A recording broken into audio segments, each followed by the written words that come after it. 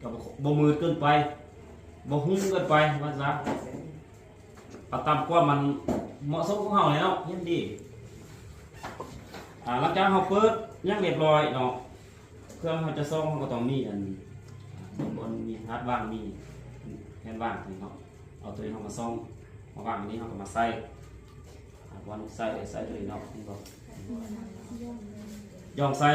หลังจากย่องใส่แล้วตำแหน่งที่เฮาสอบเนาะคือตัวนี้เด้อตัวนี้เลื่อนไปทางนี้บอกปุ่มตัวนี้สองปุ่มนี่มันพิมพ์ได้2อันเด้อตัวนี้พิมพ์ไปทางนี้ตัวนี้ไปทางนี้นี่บอกเป็นตัวนี้เนาะเพราะว่าเวลาซ่อมเขาก็ต้องได้เลื่อนเบิ้งตำแหน่งมันนะตัวนี้นะแล้วตัวนี้เป็นปุ่มที่ว่าปรับขึ้นปรับลงตัวนี้นะเนาะอันนี้เอาลงขึ้นเพราะว่าเขาลูกตั้งเกินไปแล้วมันจะพอเห็นก็ได้ขึ้นสูงไล่กับพอเห็นก็พอดีเนาะเพราะว่าพอดีจึงเห็นตัวนี้เป็นการส่องหาตำแหน่ง